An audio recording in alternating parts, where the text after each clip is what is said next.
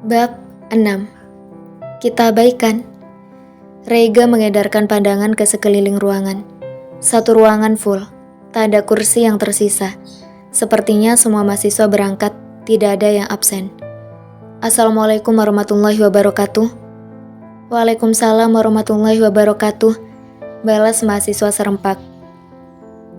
Ini pertama kali saya masuk kelas ini. Mata kuliah yang saya ampu adalah manajemen pemasaran. Mungkin awal kalian masuk jurusan ini akan mengira kalau kalian akan lebih banyak belajar di lapang atau tentang tanaman. Ternyata banyak materi ekonomi yang kalian pelajari. Atau mungkin kalian sudah tahu apa saja yang akan kalian pelajari. Atau mungkin hanya sekedar milih jurusan. Siapa yang mau sharing? Silakan. Tatapan Rega menyasar menyeluruh ke seluruh isi ruangan. Para mahasiswi mulai terpukau satu persatu. Tak ada yang bisa menampik. Dosen muda bertampang baby face ala opa Korea ini memang penuh daya pesona. Tatapannya laksana pedang tertajam di dunia, namun juga indah dengan sorot sebening kristal. Hidung yang mancung, bibir tipis dan berwarna merah muda segar alami seolah menyeratkan tanda dia bukan laki-laki perokok. Pakaian yang selalu modis namun tetap terlihat berkelas, formal, dan rapi. Terlihat semakin sempurna ketika membalut tubuhnya yang atletis seakan semua pakaian itu memang hanya didesain khusus untuknya. Salah seorang mahasiswi mengangkat tangannya. Ya silakan, tanggap Rega. Saya sudah tahu Pak, kakak sepupu saya juga kuliah di jurusan ini, dan sebelumnya saya bertanya dulu apa saja yang dia pelajari, karena itulah saya memilih jurusan ini. Mahasiswi berhijab itu mengakhiri ucapannya dengan senyum manisnya. Bagus, jadi kamu sudah punya gambaran yang mengenai materi apa saja yang akan dipelajari. Ada yang merasa salah milih jurusan, atau asal milih, atau merasa terdampar, atau masuk sini karena di jurusan lain tidak diterima. Rega kembali menyasar setiap sudut ruangan. Saya Pak, dulu saya asal milih, tapi setelah dijalani, ternyata asik juga. Saut seorang mahasiswa berambut cepak. Rega tersenyum. Tidak apa-apa. Yang penting setelah masuk sini, kalian serius belajar. Sebelum saya menyampaikan materi, rasa-rasanya akan lebih asik kalau kita kenalan dulu ya. Ada yang mengatakan tak kenal maka tak sayang. Kalau kita saling sayang, kedepannya akan lebih enak. Ucap Rega disambut tawa dan cuitan dari para mahasiswi. Bukan sayang dalam arti lain, tapi antar dosen dan mahasiswa. Lanjut Rega. Dalam arti lain juga gak apa-apa Pak. Balas seorang mahasiswi berambut pendek dan berpenampilan modis. Teman-temannya yang lain menyorakinya. Pertama, saya mau mengenalkan diri saya dulu ya. Nama saya Rega Pradipta Putra. Biasa dipanggil Ray. Saya tinggal di Purwokerto. Saya mengajar di sini baru sekitar 2 tahunan. Ada yang ingin ditanyakan? Boleh tahu nggak umur Bapak berapa dan sudah menikah atau belum? Seorang mahasiswi memberanikan diri untuk bertanya sesuatu yang juga tercetus di benak hampir semua mahasiswi yang ada di kelas tersebut. Saya 26 tahun dan belum menikah. Ada kelegaan yang menguar di segala celah hati para mahasiswi. Masih ada kesempatan, pikir mereka. Boleh tahu nomor WA dan akun media sosial Bapak? Giliran seorang mahasiswa bertanya. Iya boleh. Tapi WA saya nanti hanya untuk kepentingan tugas ya. Saya juga akan meminta salah satu nomor kalian untuk saya hubungi. Semisal saya berhalangan gak bisa datang atau ada tugas, kalau bisa nomor cowok saja. Rega menuliskan nomornya di papan. Saya beri juga akun media sosial saya. Mungkin kalian penasaran sama saya atau ingin lihat aktivitas saya. Saya tuliskan akun Facebook dan Instagram. Dan mohon maaf saya tidak akan memfollow akun mahasiswa manapun. Satu lagi, ini alamat email saya. Ada kalanya mahasiswa saya minta mengumpulkan tugas lewat email. Para mahasiswa sibuk menulis data pribadi mengenai nomor WA, email, dan akun media sosial Pak dosen. Pak, boleh minta fallback?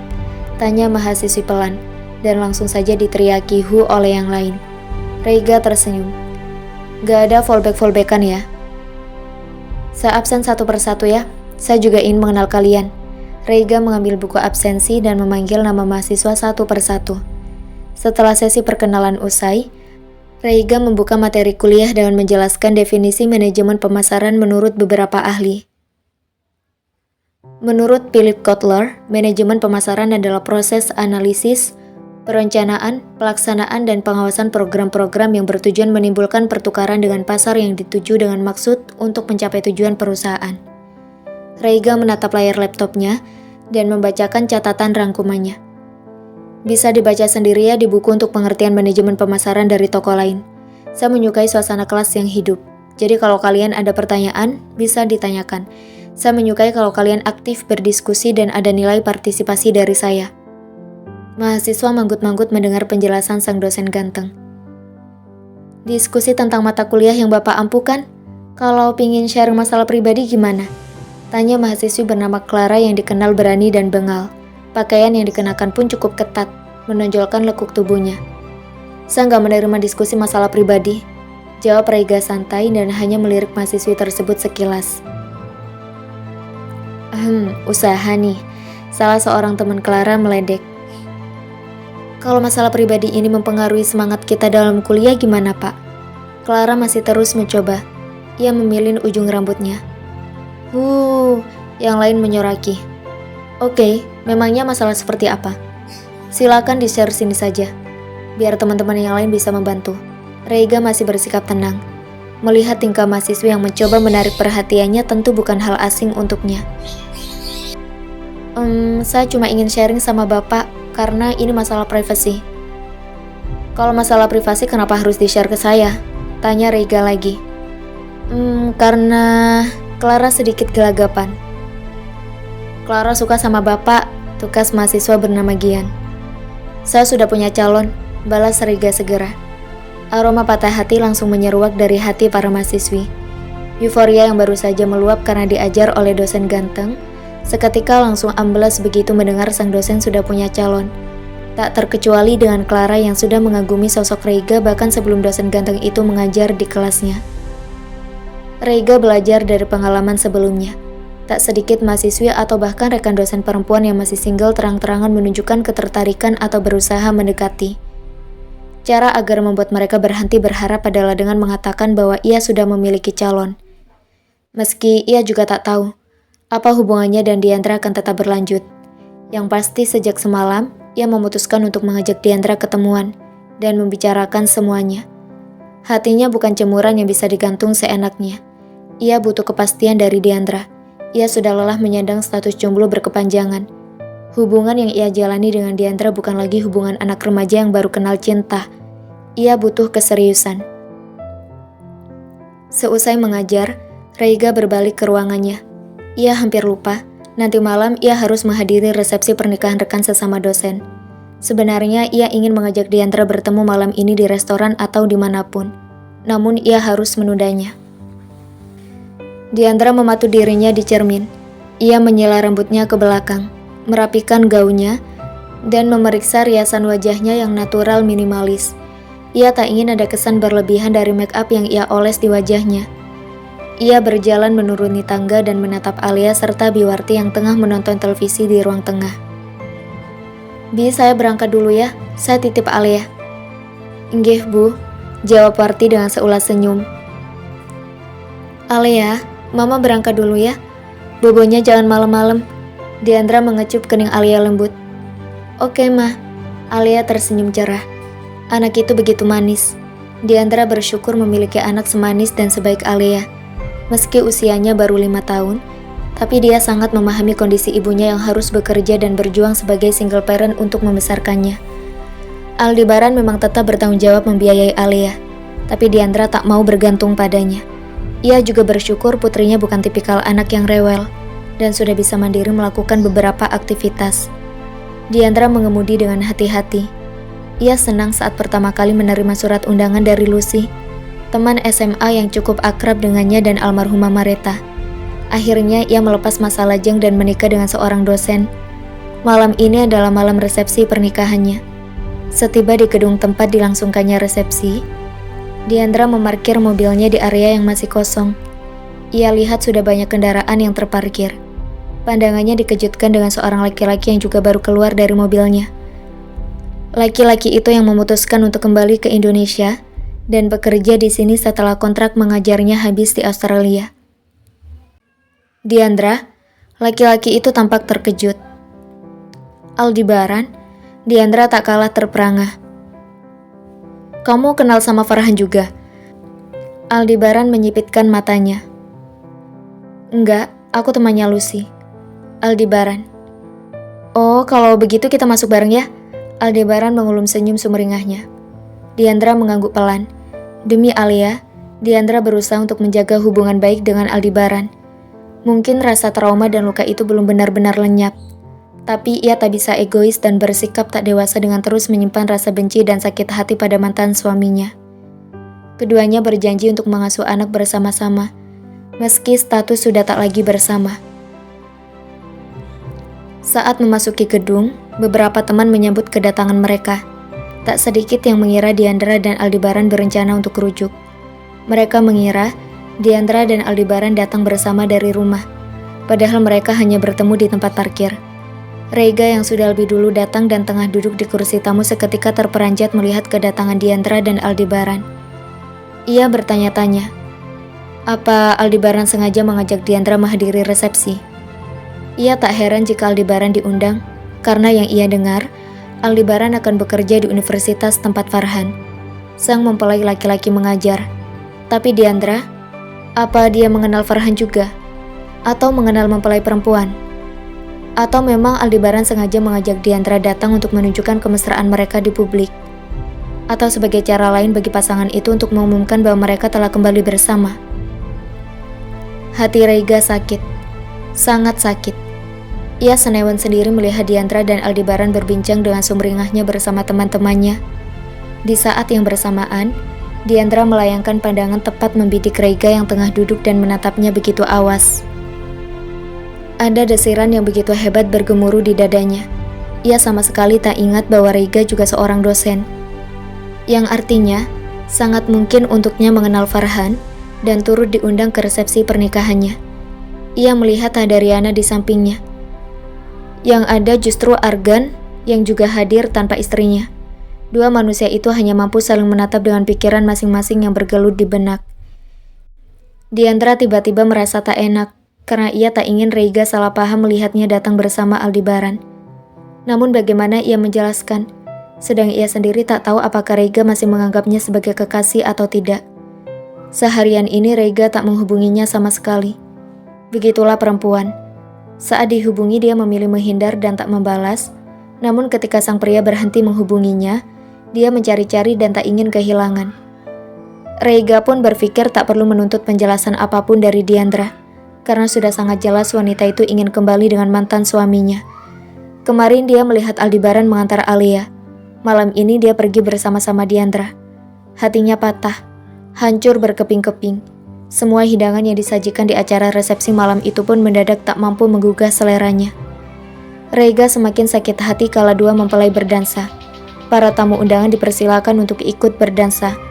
Dan di antara pasangan yang berdansa, ada Aldebaran dan Diandra. Memang keduanya menghambur ke dance floor atas paksaan dari teman-temannya. Bahkan teman-temannya ini sampai menyeret dua orang itu. Teman-teman mereka mendukung Diandra dan Aldebaran untuk rujuk. Rega semakin tenggelam dalam sakit hati dan kecemburuannya. Diandra sesekali menatap Rega yang memandangnya sendu. Ada rasa bersalah karena dirinya berdansa dengan Aldebaran di depan mata pemuda itu. Aldebaran menatap Diandra lekat-lekat, seolah ia baru menyadari bahwa mantan istrinya ini terlihat jauh lebih cantik setelah mereka berpisah. Saat ini hubungannya dan Disha tengah bermasalah. Satu persatu kenangan indah bersama Diandra ketika mereka masih terikat tali pernikahan menari-nari di kepalanya. Dia merindukan Diandra, dan rasa sesal perlahan menyusup karena ia telah meninggalkan Diandra dan menyanyiakan istri yang begitu setia. Mata Rega memanas kala melihat tangan Aldebaran mengeratkan pelukan di pinggang Diandra. Rega tak bisa lagi mengontrol emosinya. Ia beranjak dan melangkah ke arah Diandra. Ia cengkram tangan Diandra dan menariknya keluar dari gedung. Tak peduli banyak pasang mata memperhatikannya. Rega terus saja berjalan keluar dengan menggandeng Diandra. Diandra kaget dan syok, tapi ia hanya bisa menurut mengikuti langkah Rega.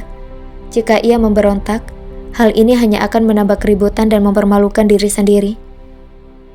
Setiba di luar gedung, Diandra melepaskan diri dari cengkeraman Rega. Apa-apaan kamu, Ray? Diandra mengusap pergelangan tangannya yang sedikit sakit. Kamu yang apa-apaan? Sengaja dansa di depan mataku dengan mantanmu. Yang jadi pacarmu sekarang siapa, Di? Atau diam-diam kamu kembali dengan Aldebaran? Kalau emang iya, selesaikan dulu hubunganmu dengan pacarmu. Bukan seenaknya main gantung dan ninggalin gitu saja. Rega nyerocos dengan kesalnya. Aku dansa dengan Aldebaran karena didorong-dorong sama temanku. Toh aku gak ada hubungan apa-apa dengan Aldebaran. Aku dan dia memang sepakat untuk mengasuh Alia bersama-sama. Tapi bukan berarti aku kembali sama dia. Diandra membela diri. Kalau emang gak balikan sama Aldebaran, kenapa kemarin dia nganter Alia? Terus malam ini, kamu janjian datang bareng dia? Diandra menganga. Kini ia menyadari, Rega mungkin saja melihat Aldebaran saat datang ke rumahnya untuk menjemput Alia. Apa ada yang salah saat ada seorang ayah datang menjemput putrinya dan mengantarnya ke sekolah? Dan aku gak janjian dengan Aldebaran. Kami ketemu di tempat parkir dan masuk bareng-bareng. Kami berangkat sendiri-sendiri. Diandra menajamkan matanya. Bibir Rega terkatup. Ia sadar telah salah paham dan menuduh Diandra yang bukan-bukan. Kamu mungkin yang akan kembali pada Riana. Kamu pikir aku gak tahu? Indah lihat kalian ketemuan di coffee shop. Rega melungu. Ia mengernyitkan dahi dan menyimpulkan inilah jawaban kenapa Diandra tak membalas pesannya dan tak mau mengangkat teleponnya. Masih mau ngelak? Tanya Diandra membulatkan matanya. Kamu salah paham, Di. Aku ketemu Riana waktu belanja. Dia ngajak aku ngobrol di coffee shop. Aku gak enak nolak. Aku menerima ajakannya semata untuk menghargai sebagai teman. Kami gak ngobrol yang gimana kok. Cuma obrolan umum aja, sebatas masalah kerjaan dan aktivitas kita. Diandra terpekur dan bersedekap. Demi Allah, Di, gak ada hubungan apa-apa antara aku dan Riana. Tatapan Rega melembut. Ada pengharapan begitu besar di matanya bahwa Diandra akan mengerti. Melihat Diandra masih saja diam mematung, Rega kembali menarik tangan Diandra dan berjalan menuju mobilnya. Ia membuka pintu mobil dan menuntun Diandra untuk masuk. Selanjutnya, Rega menyusul masuk dari arah yang berlawanan. Rey, kenapa kamu bawa aku ke mobilmu? Diandra membelalakan matanya. Aku akan mengantarmu pulang. Aku bawa mobil sendiri. Dua pasang mata itu bertemu. Masing-masing saling menatap dengan perasaan yang masih bergejolak. Namun keduanya tak bisa memungkiri. Keduanya saling merindukan satu sama lain.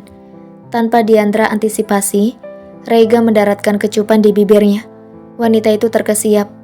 Namun entah siapa yang memulai, ciuman itu beralih menjadi ciuman yang lebih dalam.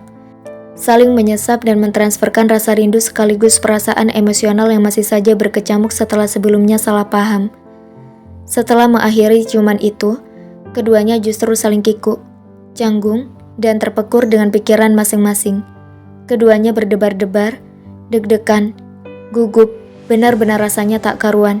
Antara menikmati, tapi di sisi lain juga ada rasa bersalah dan takut dosa. Rasa cinta menjadi sesuatu yang absurd dan rumit jika sudah terkontaminasi nafsu di dalamnya. Nafsu yang belum pada waktunya. Diandra beristighfar. Bagaimana bisa ia kecolongan dan malah membalas ciuman Rega? Saat dulu berpacaran dengan Aldebaran, dia bisa menjaga diri untuk tidak membiarkan laki-laki itu menciumnya. Dia menyalahkan diri sendiri. Harusnya di usianya sekarang, di statusnya sebagai single parent, ia bisa menjadi contoh untuk Alia. Ia tak bisa membayangkan bagaimana seandainya Alia tahu kelakuan mamanya di luar, berciuman dengan pria yang lebih muda darinya. Di dalam mobil, astagfirullah, apa dia termasuk jajaran perempuan murahan yang mau saja dicium sebelum kata sa membahana? Diandra mengusap wajahnya. Tak henti menyalahkan diri. Rega melirik Diandra dan merasa bersalah padanya. Ini pengalaman pertama untuknya, dan sensasinya benar-benar luar biasa untuknya. Jujur, sebagai laki-laki dewasa normal, melakukan ciuman dengan perempuan yang ia cintai adalah sesuatu yang sangat ia sukai dan bahkan ingin ia ulang. Namun dia masih punya rasa takut akan dosa. Tiba-tiba rasa bersalah dan takut dosa menyergap. Tak seharusnya ia seperti ini. Di, maafkan aku terbawa emosi tadi. Maafkan aku. Rega menatap Diandra dengan tatapan sayu. Diandra hanya mengangguk pelan. Ia tahu, ini bukan kesalahan Rega sepenuhnya. Aku pulang dulu, Rey, dengan mobilku tentunya. Diandra hendak membuka pintu mobil, tapi Rega buru-buru mencengkram tangannya. Kamu memaafkanku kan? Kita baikan kan? Kita masih pacaran? Kamu masih sayang aku kan? Rega kembali memberondong Diandra dengan banyak pertanyaan. Diandra mengangguk pelan. Ia tersenyum tipis, lalu segera keluar dari mobil Rega. Rega terpekur menatap Diandra berjalan menuju mobilnya. Ia raba bibirnya. My first kiss. Ia tersenyum. Gugup dan deg-degan masih saja menguasai. Rasanya ia ingin cepat-cepat membawa Diandra ke pelaminan. Ia tahu banyak jalan yang harus ia tempuh. Mengenalkan Diandra pada orang tuanya mungkin akan menjadi sesuatu yang menantang. Mengingat mereka menginginkan dirinya menikah dengan Riana. Apapun kendalanya nanti, Rega akan terus memperjuangkan Diandra.